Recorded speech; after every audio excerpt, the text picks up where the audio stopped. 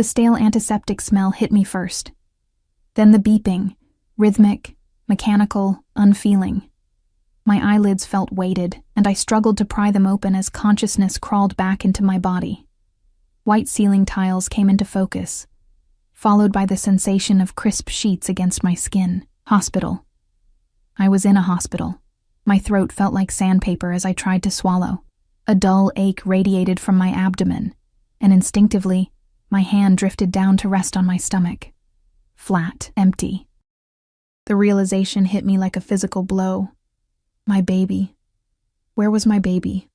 I jolted upright, ignoring the sharp pain that tore through my midsection. The room spun, and I gripped the metal railings of the hospital bed to steady myself. "Miss Harper, please lie back down." A nurse in light blue scrubs appeared at my bedside, her expression a practiced blend of concern and authority. "You've had a cesarean section. You need to be careful." "My baby," I croaked, my voice barely recognizable. "Where's my baby?" Her face softened. "Your daughter is fine. She's in the nursery. 7 pounds, 3 ounces. Perfectly healthy." Daughter. I had a daughter. Relief flooded through me, and I sank back into the pillows, tears stinging my eyes. "When can I see her?" I whispered. "Soon. The doctor needs to check on you first, and then we'll bring her in." The nurse adjusted my IV. "You gave us quite a scare, Miss Harper. You lost a lot of blood during delivery." I nodded absently, my mind struggling to piece together memories. The contractions starting 2 weeks early. The cab ride to the hospital. Alone. The panic when the doctor said something was wrong. Then nothing but darkness. "Is there someone we should call for you?" the nurse asked, her voice gentler now. I shook my head. There was no one. Not since Jake had walked out 4 months ago when I'd told him about the pregnancy. Not since I'd quit my waitressing job when my ankles swelled too much to stand for 8-hour shifts. Not since I'd fallen behind on rent and had to give up my apartment, moving into a women's shelter until the baby came. "Just me," I said, forcing a smile that felt brittle on my lips. The nurse gave my hand a quick squeeze. "The doctor will be in shortly." After she left, I closed my eyes, trying to center myself.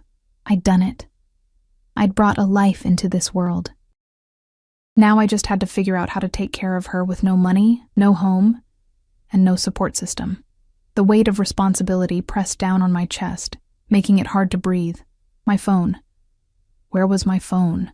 I needed to call the shelter, let them know what happened. I scanned the room and spotted my belongings in a clear plastic bag on a nearby chair. With effort, I reached for it, wincing as the movement pulled at my stitches. Inside the bag were the clothes I'd been wearing when I arrived, maternity leggings and an oversized sweater, along with my phone and wallet. The phone was dead. Of course it was. I plugged it into a charger by the bedside and waited for it to power on. When the screen finally lit up, a cascade of notifications appeared. Missed calls, voicemails, and dozens of text messages from a number I didn't recognize. My stomach knotted with confusion as I opened the message thread. The first message I'd sent read, "Jake, I know you said you're done, but I'm at St. Mary's Hospital. Something's wrong with the baby. Please, I need you." But I hadn't sent it to Jake. In my panicked state, I must have misdialed. The message had gone to someone else entirely. The responses made my blood run cold. "Who is this? How did you get this number? Answer me. What hospital did you say? I'm coming there now. Don't move." The timestamp on the last message was from 10 hours ago. My heart hammered against my ribs. Who had I accidentally texted, and why would they come to the hospital? I scrolled back through my contacts, trying to figure out whose number it might be, when the door to my room swung open. The doctor, I assumed. But the man who entered wasn't wearing a white coat. He was dressed entirely in black, an impeccably tailored suit that accentuated broad shoulders and a lean frame. His dark hair was swept back from a face that belonged in a fashion magazine. Sharp cheekbones, strong jaw, and eyes so intensely blue they seemed to glow against his olive skin. He was younger than I expected, probably early 30s, and devastatingly handsome. But it was the way he moved that made my breath catch, fluid and controlled, like a predator. 2 men in similar suits flanked the doorway behind him, their postures alert and watchful. Those blue eyes locked onto mine, and something passed across his face. Relief? Recognition? I couldn't tell. "You're awake," he said, his voice deep and accented, Italian maybe. He approached the bed with measured steps. I pressed myself back against the pillows. "Who are you?" A flicker of amusement crossed his features. "You texted me, remember?" He pulled out his phone and showed me the screen with my desperate message. "You were calling me Jake. I'm sorry," I stammered. I wasn't thinking clearly. I meant to text someone else, clearly. His gaze traveled over my face, taking in every detail. "Where is he? This Jake? He's not involved anymore." Something dangerous flashed in his eyes. "The father of your child abandoned you?" I looked away, shame burning my cheeks. "It's complicated. It seems very simple to me." He moved closer, and I caught his scent. Expensive cologne with notes of cedar and something darker underneath. "What's your name?" "Emma," I whispered. "Emma Harper." "Emma." He said my name slowly, as if tasting it. "I'm Alessandro Russo." The name hit me like a physical blow. Everyone in the city knew that name. It was whispered in corners of restaurants, mentioned in hushed tones on the news. Alessandro Russo, head of the most powerful crime family on the East Coast, and I had accidentally texted him during my emergency. My mouth went dry. "Mr. Russo, I'm so sorry for the confusion." "I didn't mean—" "Your daughter is beautiful," he interrupted, as if I hadn't spoken. "Perfect, actually." I froze. You've seen her?" A slight smile curved his lips. "I've been here all night, Emma. Who do you think paid for the private room? The specialists? The blood transfusion that saved your life?" The room seemed to tilt beneath me. "But why would you do that? You don't know me." He moved to the window, looking out at the city below. "Let's call it fate that your message came to me. I was meant to be here." Before I could respond, a nurse entered pushing a small clear bassinet. My heart leaped into my throat as I caught sight of the tiny bundle inside. "Time to meet your daughter," the nurse said cheerfully, oblivious to the tension in the room. She lifted the swaddled infant and placed her in my arms with practiced ease. The world disappeared as I looked down at my daughter's face for the first time. Pink cheeks, button nose, rosebud lips. A wisp of dark hair peeked out from beneath a tiny knitted cap. Her eyes were closed, long lashes resting against perfect skin. "Hello, little one," I whispered, my voice breaking. "I'm your mom." She squirmed slightly, her tiny fist escaping the blanket. I touched her perfect fingers, marveling at their miniature perfection. Nothing had prepared me for this rush of love, so fierce it took my breath away. Alessandro moved to the bedside, his eyes fixed on the baby. Something in his expression had changed, softened somehow, though no less intense. "She needs a name," he said quietly. "I was thinking of Lily," I replied, unable to take my eyes off her.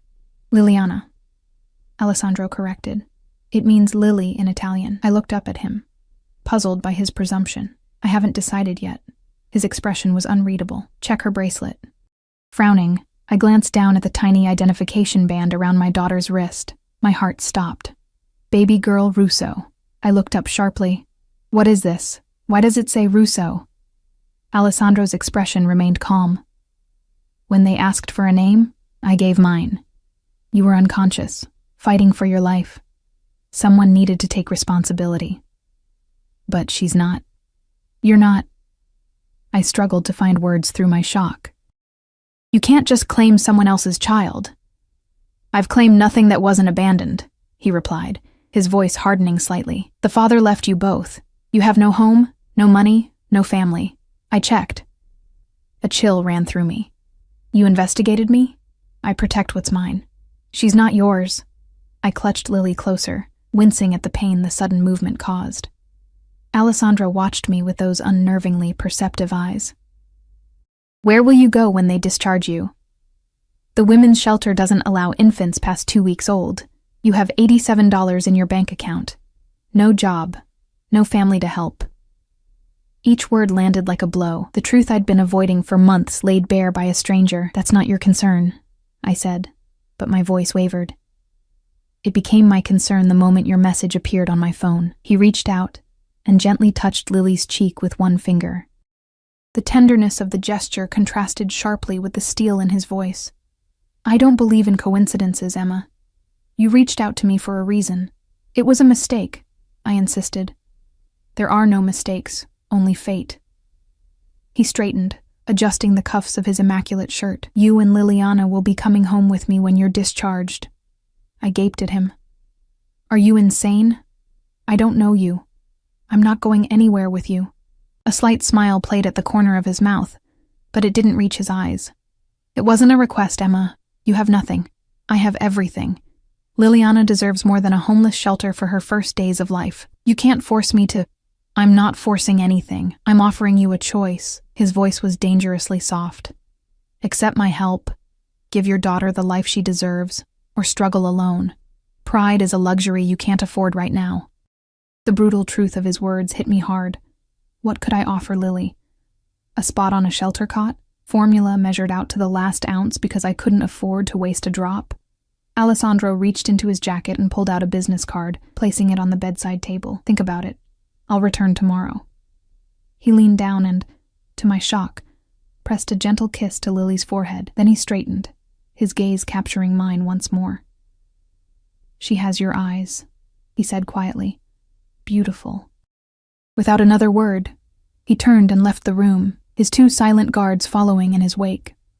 The door closed behind them, but his presence seemed to linger, like a shadow that wouldn't fade with the light. I looked down at my daughter's peaceful face, then at the bracelet that proclaimed her a Russo. How had my life unraveled so completely?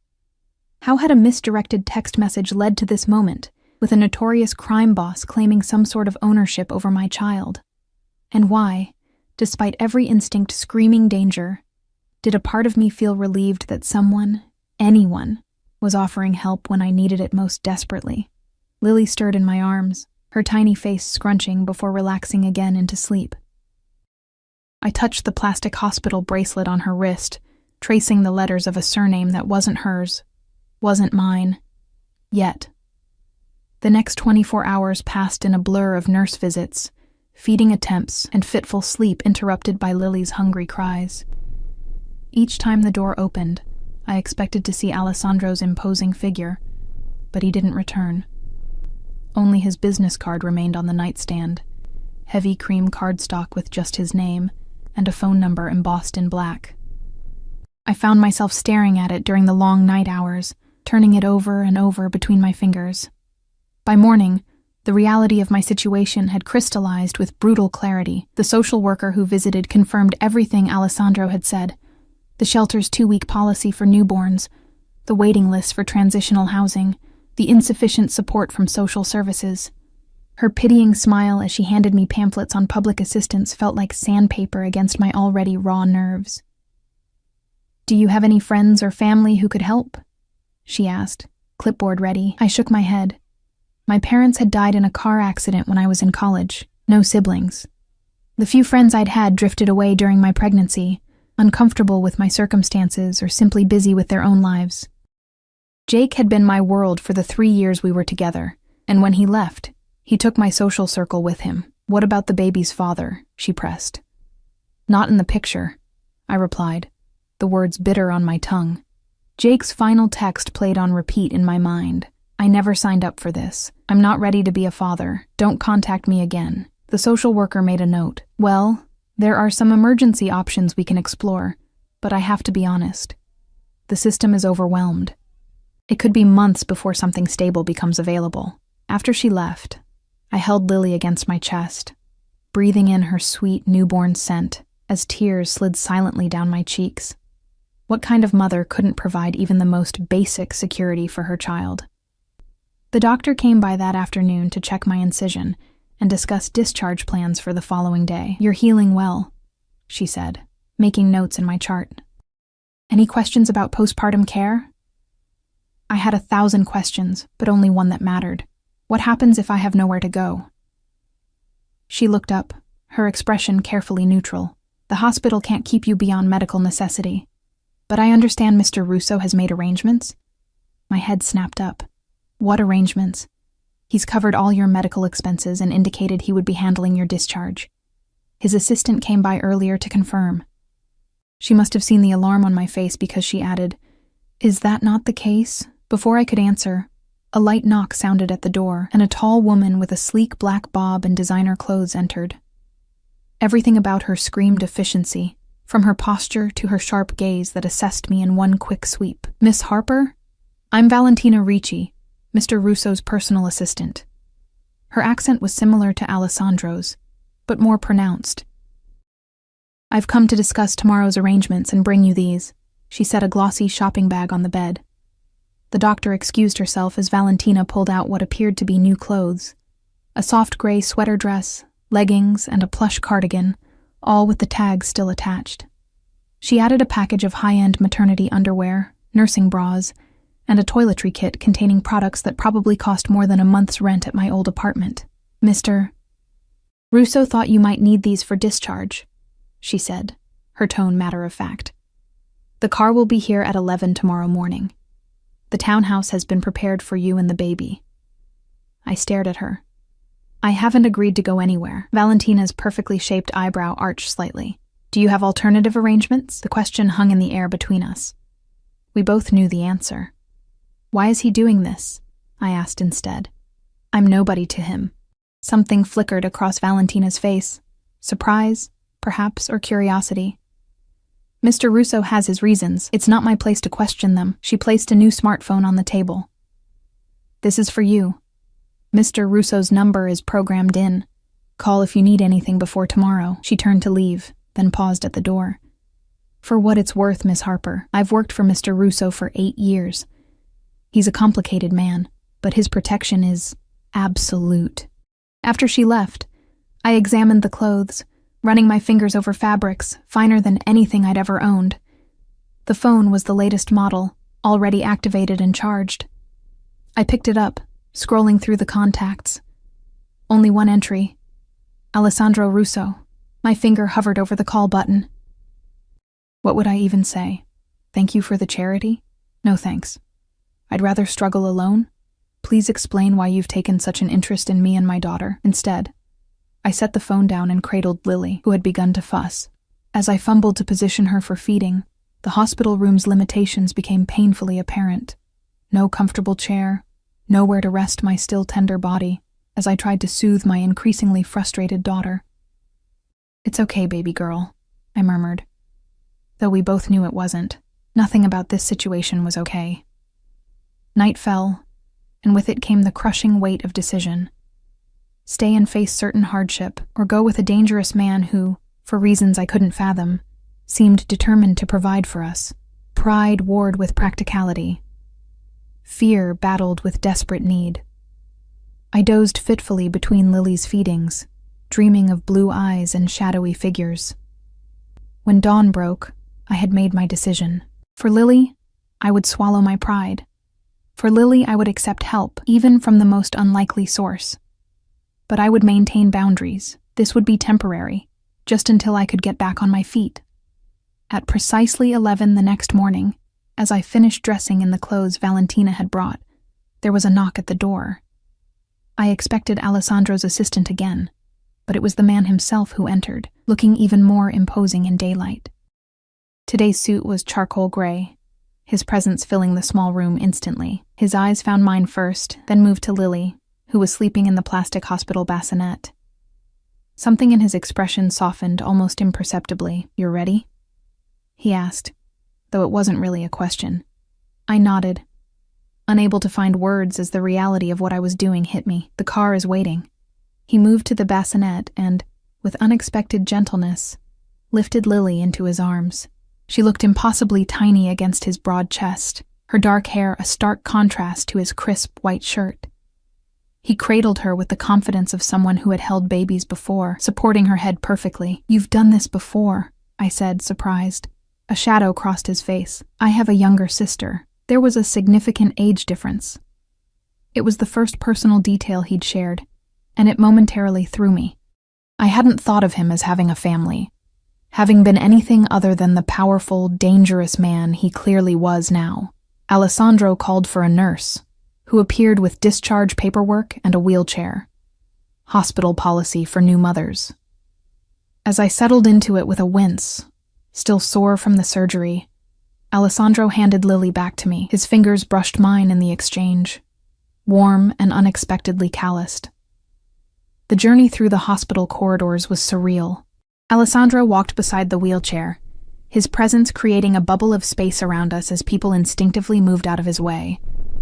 The two silent guards from yesterday appeared at the hospital exit, flanking a gleaming black SUV with tinted windows. One opened the back door, revealing a top-of-the-line infant car seat already installed. Alessandro took Lily from me again as one of the men helped me into the vehicle. The interior was luxurious. Soft leather seats, privacy partition, even a small refrigerator stocked with water and juice. Alessandro settled Lily into the car seat with surprising expertise, checking the straps twice before taking the seat beside me. The doors closed with a solid thunk that felt oddly final. "Where exactly are we going?" I asked as the car pulled smoothly away from the curb. "My townhouse in Beacon Hill," Alessandro replied. "It's secure, private, and has everything you and Liliana will need." I bristled slightly at his use of the full name I hadn't agreed to. "Her name is Lily." His eyes met mine, unreadable. "Liliana is a strong name. She'll grow into it." I wanted to argue, but exhaustion pulled at me, the events of the past days catching up all at once. Instead, I turned to look out the window as familiar city streets gave way to increasingly affluent neighborhoods. Finally, the car slowed in front of a stunning brick townhouse, 4 stories of historic architecture, updated with modern security features I could spot even from the street. Cameras, reinforced windows, a discreet but obvious security panel by the front door. The driver opened my door while another man, not one of the guards from the hospital, but similarly dressed, opened the front door of the house. Alessandro carried Lily inside, leaving me to follow on still unsteady legs. The interior was a perfect blend of historic charm and modern luxury. Crown molding and hardwood floors alongside sleek furniture and state-of-the-art technology. Alessandro led me through a formal sitting room to a more comfortable living area, where he gently placed Lily, still asleep in her car seat, on a coffee table. "Would you like to see your rooms?" he asked. I nodded, suddenly overwhelmed by the opulence surrounding me. This house probably cost more than I would earn in several lifetimes.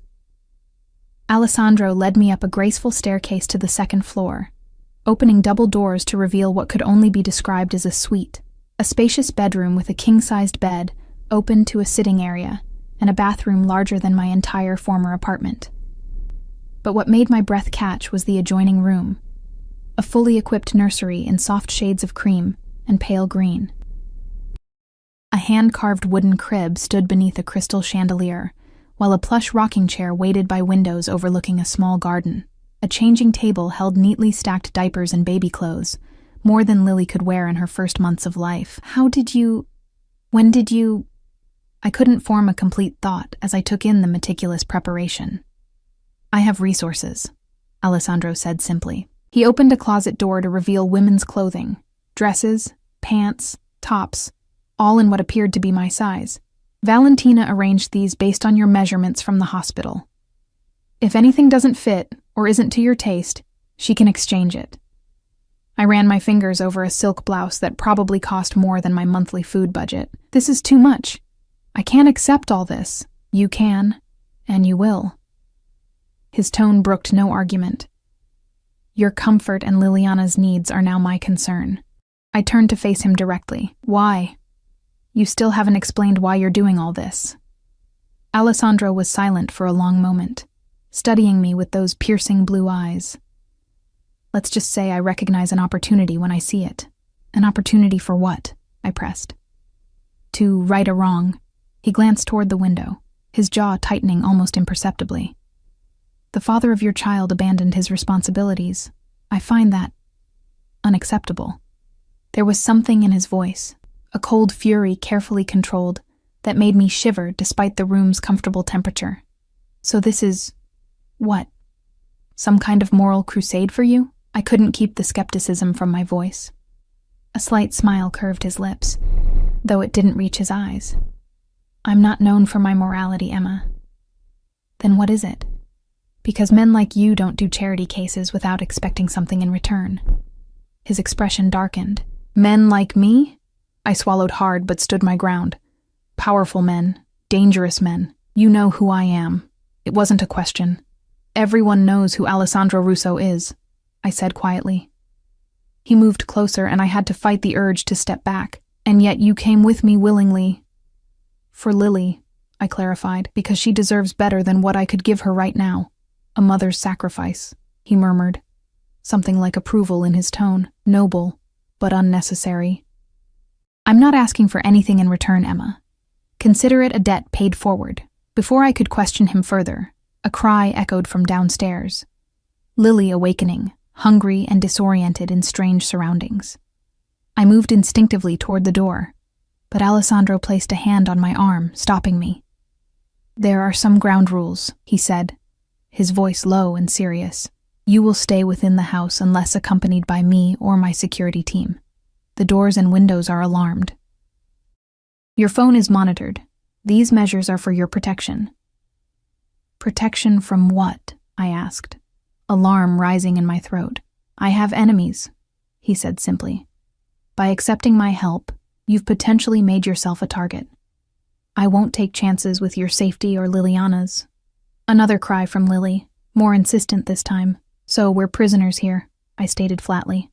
Alessandro's expression hardened. You're guests under my protection. There's a difference. But as I brushed past him to tend to my daughter, the distinction felt academic at best.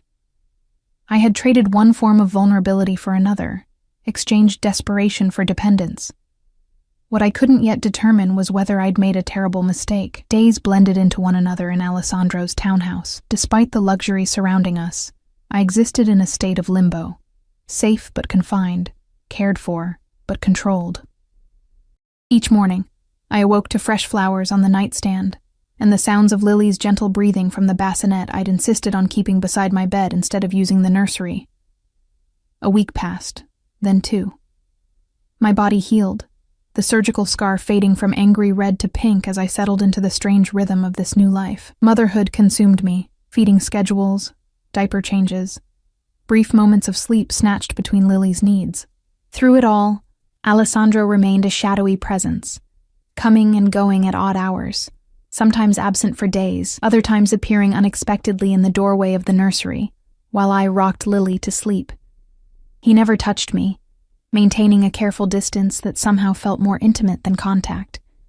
But his eyes followed my movements, studying me when he thought I wouldn't notice. And with Lily, he showed a tenderness that continually caught me off guard, the way he'd hold her with such careful precision, speaking to her in soft Italian phrases I couldn't understand. On the rare occasions we shared meals, always brought in by a private chef who prepared the food and then discreetly disappeared, conversation remained superficial. Alessandro asked about Lily's development, my comfort, whether I needed anything. I asked nothing in return, afraid of the answers I might receive. It was during one such dinner, nearly 3 weeks after we'd arrived, that something shifted. Lily was asleep upstairs, monitored by a state-of-the-art system that relayed every sound and movement to Alessandro's phone. I had managed to shower and change into one of the countless outfits that filled my closet. A simple navy dress that probably cost more than a month's rent at my old apartment. Alessandro looked up as I entered the dining room, his expression unreadable as always. He stood until I took my seat, a gesture of old-world courtesy that felt incongruous with everything I knew about him. You look well, he said, his gaze lingering on my face. The color has returned to your cheeks.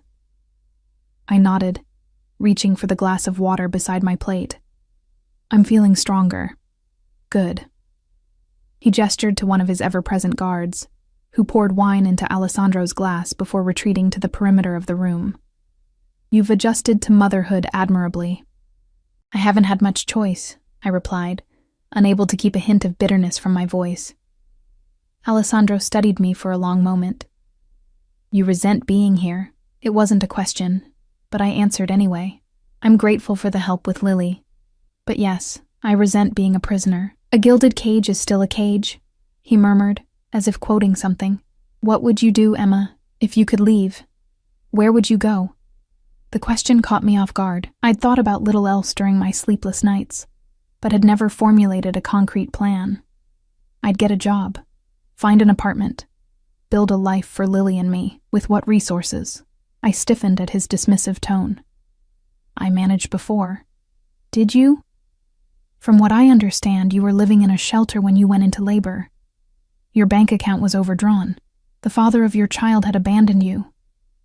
His voice remained calm, almost gentle, but each word cut like a blade. How exactly were you managing? Anger flared in my chest, hot and sudden. You've made your point. I'm helpless, dependent on your charity. Is that what you want to hear? What I want, Alessandro said, setting down his wine glass with deliberate precision, is for you to see reality clearly. Your pride, admirable as it may be, won't feed Liliana or put a roof over her head. And you will? I challenged. For how long? A month? A year? Until you grow bored of your little charity project? Something dangerous flashed in his eyes, gone so quickly I might have imagined it. You're not a charity project, Emma. Then what am I? Why am I here? Alessandro was silent for a long moment, his gaze fixed on some point beyond my shoulder. When he finally spoke, his voice was quieter. When I was 10 years old, my father took me to see a man who had failed to repay a debt. Do you know what we found? The abrupt change of subject startled me. I shook my head. A broken door, an empty apartment, and a note explaining that he couldn't face the consequences, so he'd left his wife and infant daughter to deal with them instead. Alessandro's expression hardened. My father was furious, but what stayed with me was the woman's face when she realized her husband had abandoned her to face my father alone. My chest tightened. What happened to her? My father was a brutal man, but he had one principle. Women and children were not to be harmed. Alessandro's lips curved in a mirthless smile. He forgave the debt, arranged for the woman to return to her family in Sicily, said a man who would abandon his child deserved to lose everything. I struggled to understand the connection. Is that why I'm here? Because of something your father taught you? You're here because the moment I saw you in that hospital bed, exhausted and alone with a child whose father had abandoned you both, something shifted. He paused, seeming to choose his words carefully. Call it conscience if you believe I have one. Everyone has a conscience, I said quietly. His smile was razor sharp. You're very naive, Emma. Before I could respond, his phone buzzed. Alessandro checked the screen, his expression instantly hardening. He stood, straightening his jacket with a practiced motion. I need to go. There's a situation that requires my attention. He paused, then added, Don't wait up. I never do, I replied, the words coming out more wistfully than I'd intended. Alessandro studied me for a moment longer, something unreadable in his gaze. Then he was gone. The quiet click of the front door, the only evidence he'd been there at all. Left alone, I wandered through the house, a luxury prison I still hadn't fully explored. The ground floor contained the formal rooms, living room, dining room, study. The second floor held our bedrooms and the nursery. The third floor remained a mystery, its door always locked. I paused at the foot of the stairs leading to that forbidden floor, my hand on the polished banister. What secrets did Alessandro keep there? The darker side of his business, perhaps? Evidence of the criminal empire everyone whispered about? A soft cry from the baby monitor clipped to my waist interrupted my thoughts. Lily was awake, hungry again.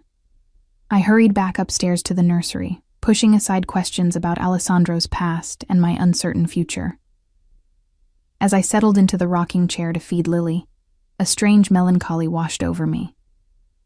Despite the opulence surrounding us, despite the security and comfort Alessandro provided, something essential was missing: connection, purpose, freedom. I traced my finger over Lily's perfect cheek as she nursed, her eyes half closed in contentment. What are we doing here, little one? I whispered. What does he really want from us? Lily's only answer was to continue nursing, oblivious to the complexities of adult motivations.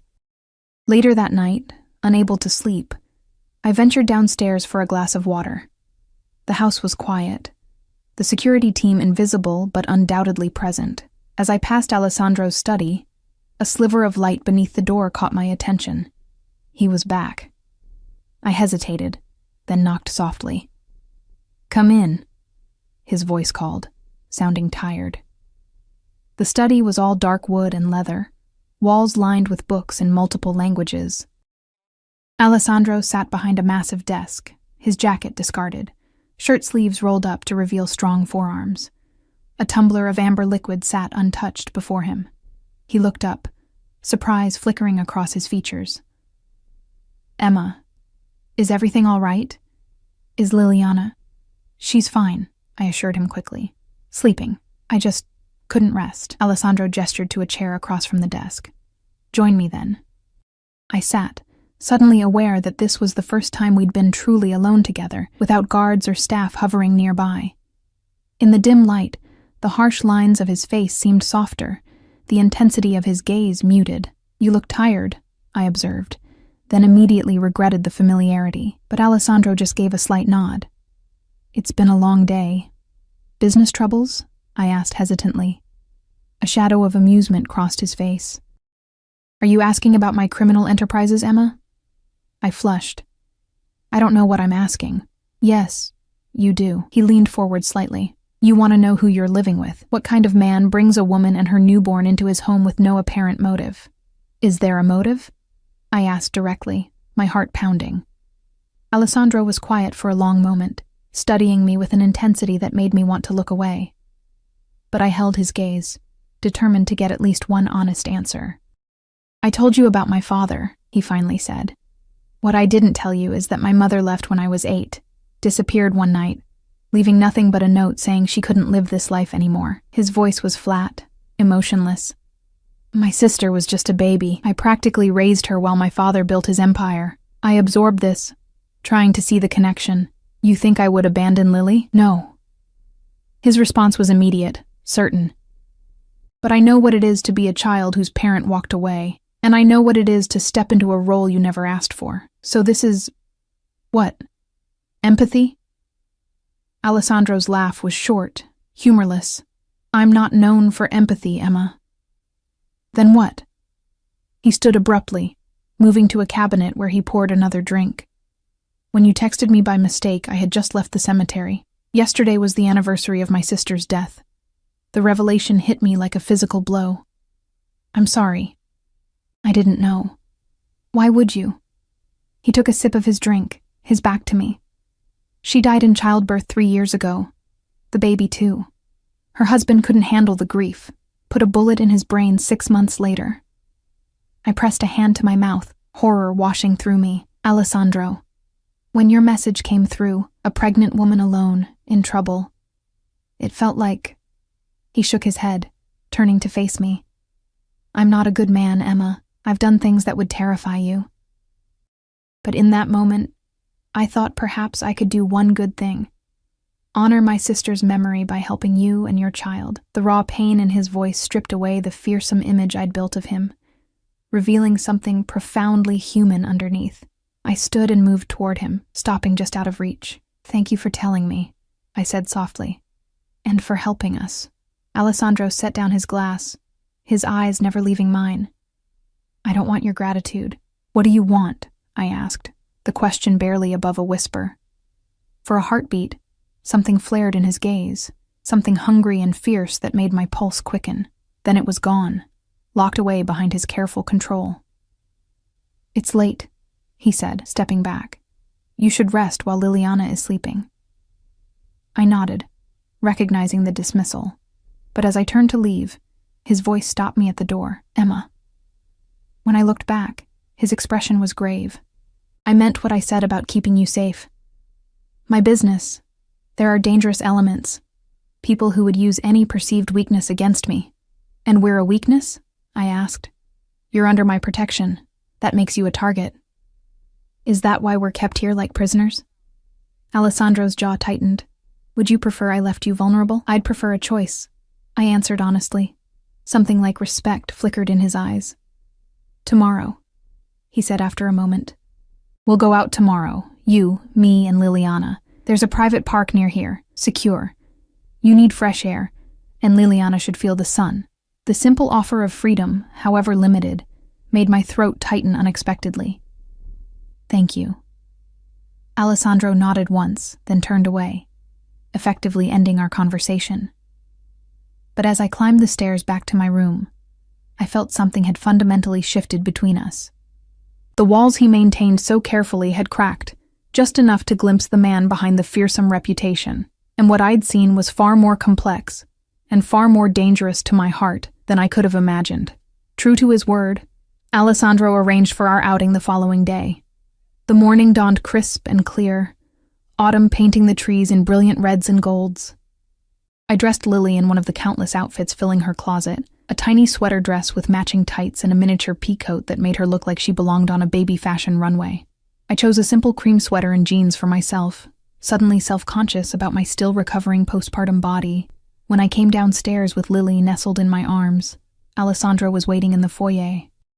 He wore dark jeans and a charcoal cashmere sweater that transformed him from intimidating crime boss to devastatingly handsome man. The casual attire softened his sharp edges, making him appear almost approachable. His eyes warmed at the sight of Lily. "She looks like a principessa," he said, reaching out to touch her tiny hand. Lily instinctively wrapped her fingers around his index finger, and something in Alessandro's expression shifted, a tenderness appearing that made my heart stutter. "The car is ready," he said after a moment. "I've arranged for a picnic in the garden." Outside, the sleek black SUV waited with two security guards, Marco and Dominic, whose names I'd finally learned, standing at attention. Alessandro helped me secure Lily in her car seat before sliding in beside me. The drive was short, just a few minutes through the exclusive neighborhood before we turned into a gated private park, accessible only to residents of the surrounding estates. The garden, as Alessandro had called it, was actually a stunning botanical sanctuary with winding paths, carefully tended flower beds, and ancient trees providing dappled shade. A secluded area had been prepared for us. A plush blanket spread beneath a maple tree, a wicker hamper waiting, and not another soul in sight. "You arranged all this?" I asked as Alessandro carried Lily while I struggled to manage the diaper bag. "I own the property," he replied casually. "The park is maintained for the neighborhood, but I requested privacy today." Of course he did. Alessandro Russo wouldn't share a park bench with strangers. We settled on the blanket, Alessandro surprising me again by expertly laying Lily on her back between us, making sure the sun didn't reach her delicate skin. He opened the hamper, revealing an assortment of gourmet sandwiches, fresh fruit, pastries, and a bottle of sparkling water. "You're not having wine?" I asked, noticing the absence of his usual drink. A slight smile curved his lips.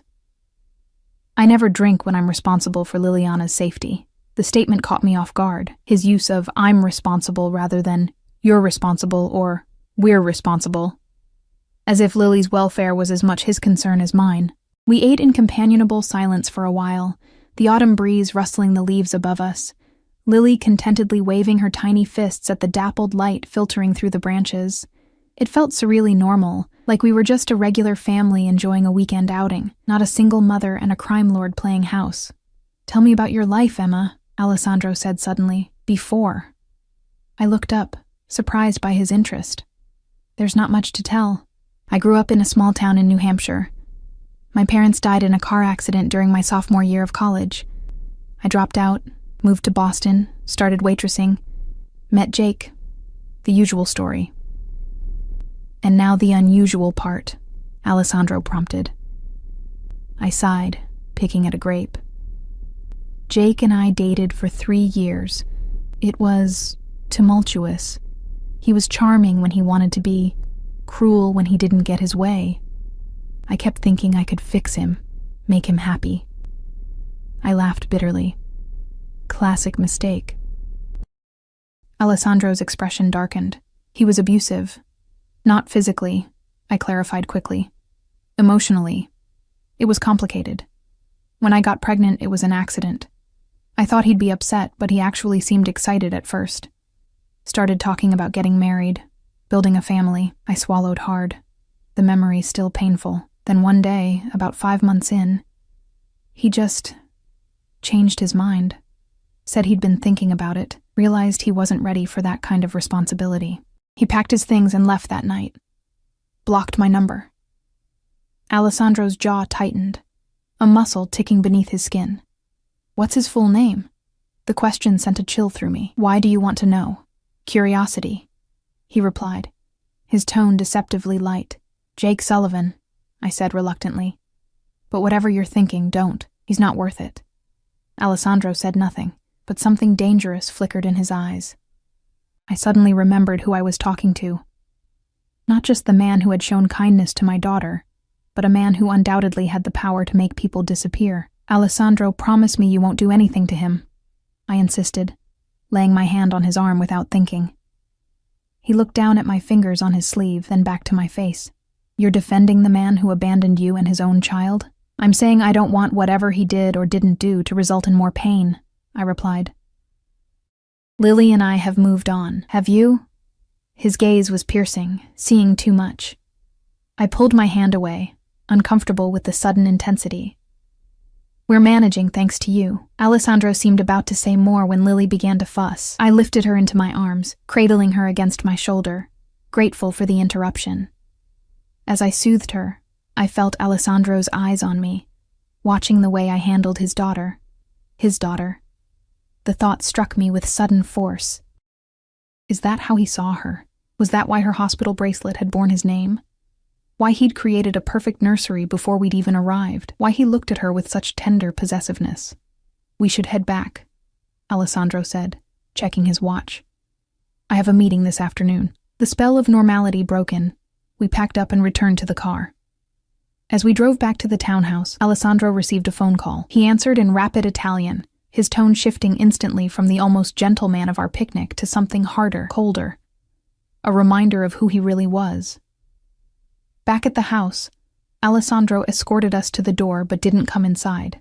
I'll be late tonight, he said, his expression guarded once more. Don't wait up. I nodded, already turning toward the stairs, Lily growing heavy in my arms. But Alessandro caught my elbow, the touch sending an unexpected jolt through me. Emma. His voice had softened again. Thank you for today. Before I could respond, he was gone, sliding back into the waiting SUV.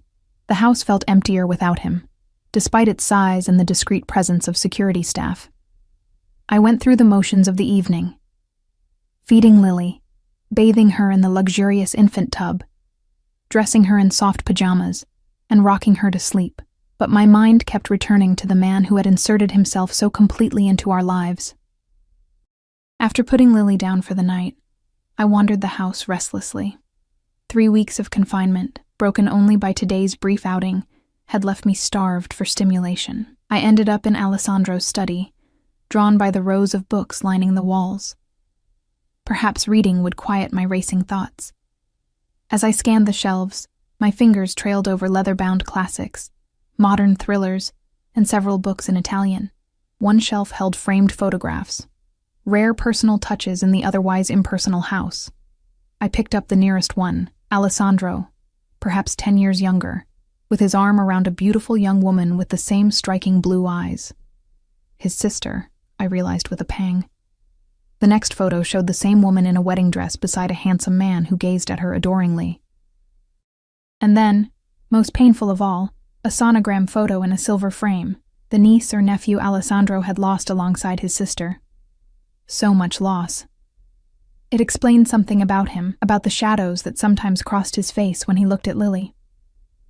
I was so absorbed in the photographs that I didn't hear the study door open. Alessandro's voice startled me.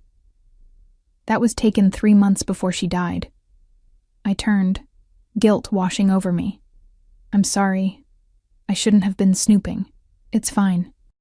He moved closer, taking the frame from my hands. Her name was Sophia. She was 25 when she died. The doctors said it was a pulmonary embolism. Came out of nowhere during delivery. By the time they realized what was happening, it was too late for both of them. The raw grief in his voice made my chest ache.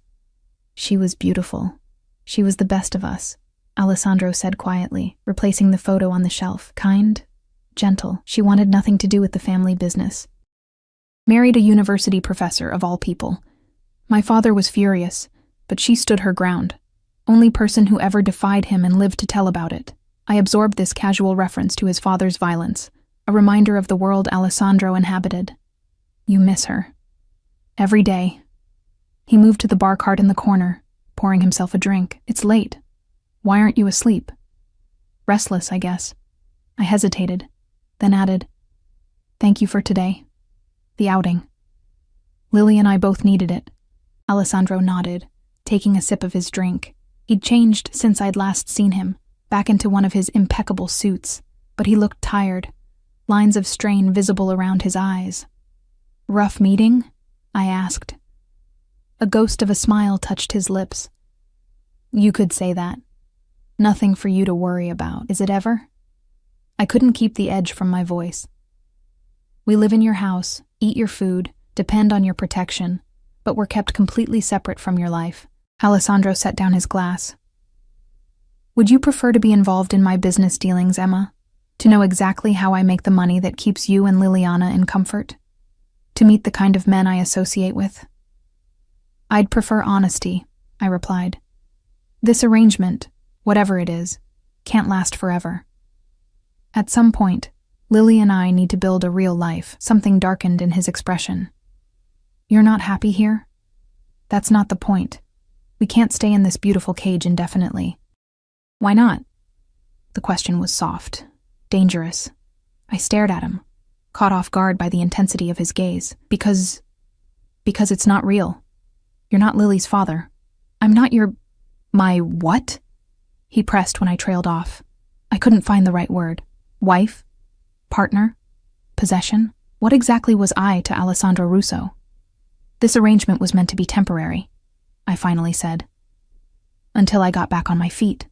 Alessandro moved closer, close enough that I could smell his cologne mingled with the scent of whiskey on his breath. And if I want it to be permanent? My heart hammered against my ribs. What are you saying? I'm saying that in the 3 weeks you've been here, Liliana has become, he paused, seeming to search for the right word, important to me. And me? I asked, my voice barely above a whisper. What am I to you, Alessandro? His eyes darkened, pupils dilating, a complication I didn't anticipate. Before I could process what that meant, his phone buzzed insistently in his pocket. With a muttered curse, he checked the screen, his expression hardening instantly. I have to take this, he said, already moving toward the door. We'll continue this conversation tomorrow. But he paused at the threshold, turning back to me with an expression I couldn't decipher. For what it's worth, Emma, I haven't thought of this as temporary since the moment you walked through that door. Then he was gone, leaving me alone with racing thoughts and a heart that beat too fast for comfort. What had just happened? Was Alessandro suggesting he wanted us to stay permanently, and in what capacity? As I climbed the stairs back to my room, checking on Lily sleeping peacefully in her bassinet, a terrible realization dawned. Whatever Alessandro's initial motivations, guilt, empathy, some misplaced sense of responsibility, something had shifted. The way he looked at Lily, the fierce protectiveness, his insistence on calling her Liliana Russo. He wasn't just helping us out of charity. He was claiming us as his own, and the most unsettling realization of all, part of me didn't want to fight it. Part of me, traitorously, wanted to belong to Alessandro Russo, dangers and all. I slipped into bed, staring at the ceiling as confusion and longing warred within me. How had I gone from accidentally texting a stranger to contemplating a life with one of the most dangerous men in the city? How had my desperation for security transformed into something that felt dangerously like attraction? And most importantly, what would happen when Alessandro Russo decided he was tired of playing the benevolent protector and showed me the darker side of his nature? The answer came sooner than I expected. I was awakened just after midnight by shouting downstairs, male voices, harsh and urgent. Lily stirred beside me, and I quickly soothed her back to sleep before slipping out of bed. Heart pounding, I crept to the bedroom door and opened it a crack, straining to hear. Alessandro's voice cut through the chaos, his tone glacial with controlled fury. How did they find the location? Someone talked. A voice I recognized as Marco's responded. We're checking everyone, boss. The leak will be found. And the shipment? Lost. We managed to get our people out before the raid, but the merchandise is gone. Alessandro swore in Italian, the words unfamiliar but their meaning clear from his tone. Double the security here. No one gets within a block of this house without my knowledge. Footsteps approached the stairs, and I hastily shut the door, retreating to bed. But I couldn't fall back asleep, my mind racing with what I'd overheard. A raid. Lost merchandise. The reality of Alessandro's world had suddenly crashed into mine, and the collision left me shaken. Morning came, and with it, an unusual silence. No sounds of Alessandro moving about downstairs, no staff preparing breakfast. When I ventured downstairs with Lily after her morning feeding, I found the kitchen empty, but for a note on the counter in Alessandro's precise handwriting. Stay inside. Security enhanced. Will explain tonight. The day stretched endlessly, tension building with each passing hour. I caught glimpses of unfamiliar men patrolling the perimeter through the windows, their bulges beneath their jackets leaving little doubt they were armed. By evening, my nerves were stretched to breaking point. Alessandro finally returned as night fell, his entrance marked by the efficient murmur of security protocols. When he appeared in the doorway of the living room where I'd been pretending to read while Lily napped in her portable bassinet, the sight of him stole my breath. He looked dangerous. Not the controlled, elegant danger I'd grown accustomed to, but something rawer, more primal. A cut marked his cheekbone, already darkening to a bruise. His knuckles were scraped raw, and though he'd clearly attempted to clean up, a faint smear of what looked disturbingly like blood remained on his white shirt cuff. "You're hurt," I said, rising from the couch. Alessandro waved away my concern. "It's nothing." "What happened?" I demanded, my earlier fear hardening into anger. "I heard shouting last night. Men with guns have been circling this house all day. Lily and I deserve to know if we're in danger." His expression tightened. A business arrangement went badly. Some associates thought they could take advantage of a situation. They've been corrected. The clinical way he described what had clearly been violence made my skin crawl. "Corrected," I repeated. "Is that what you call it when you beat someone bloody?" Alessandro's eyes flashed. "Would you prefer I let them threaten what's mine? Let them think they can move against me with no consequences? What's yours?" I echoed. "Is that what we are to you? Possessions?" He moved closer, his intensity filling the room. "You're under my protection. That makes you my responsibility. We never asked for this." I gestured wildly at our surroundings. "This gilded cage, this dangerous life. I texted you by mistake." "And yet here you are," he countered, his voice dropping dangerously. "Accepting my hospitality, my protection, my—" "What choice did I have?" I interrupted, my voice cracking. I was desperate. Alone. But I'm not so desperate now that I'll risk my daughter's safety.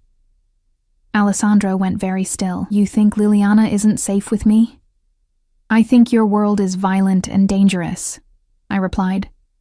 "I heard enough last night to know that. Raids, lost merchandise, people talking who shouldn't. What happens when your enemies decide to target the woman and baby living in your house? No one would dare," he growled. "Really? Because it sounds like someone already dared to cross you." A muscle ticked in Alessandro's jaw.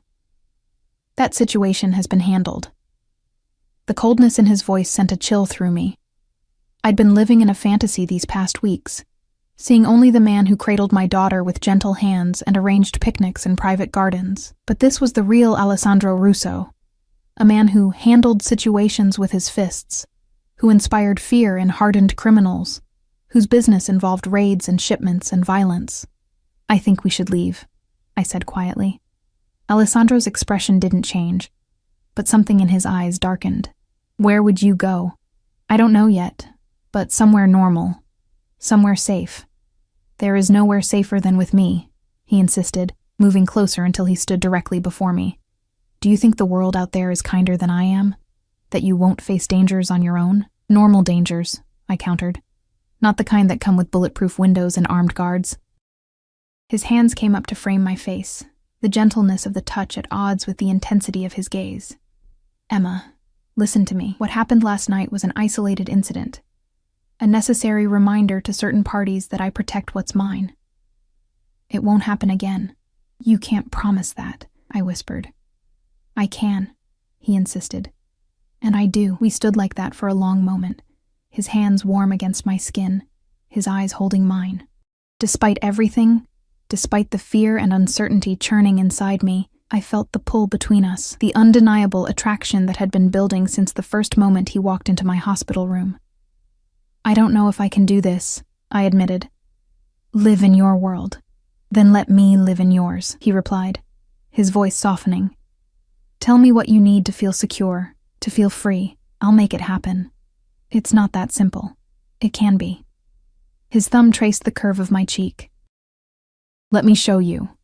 The moment hung between us, charged with possibility. Then Lily's cry shattered the tension, and I stepped back, Alessandro's hands falling away as I turned toward my daughter. "She needs to be fed," I said, my voice unsteady. Alessandro nodded, a flash of disappointment crossing his features before his usual mask slipped back into place. "We'll continue this discussion later." But as I lifted Lily from her bassinet, soothing her hungry cries, I knew the conversation had reached a crucial juncture. I had to decide: stay and accept Alessandro Russo, danger and all, or leave and face the world alone with my daughter. The answer came to me as I rocked Lily that night, watching her perfect face in the dim glow of the nightlight. I couldn't expose her to this world of violence and criminality, no matter how protected Alessandro promised we would be. She deserved better, deserved normalcy, safety, a father figure who didn't come home with bloodied knuckles. By morning, I'd made my decision. I packed a small bag with essentials for Lily and the few possessions I'd arrived with, the fancy clothes, the designer baby outfits, those I left behind. They weren't really mine anyway. I waited until Alessandro left for a meeting, then approached Marco, who'd become the most familiar of the security team. "I need to go shopping for Lily," I said, the lie tasting bitter on my tongue. "She's outgrowing her clothes." Marco looked uncertain. "Mr. Russo didn't mention any outings today." "It was a last-minute decision," I replied, forcing a casual smile.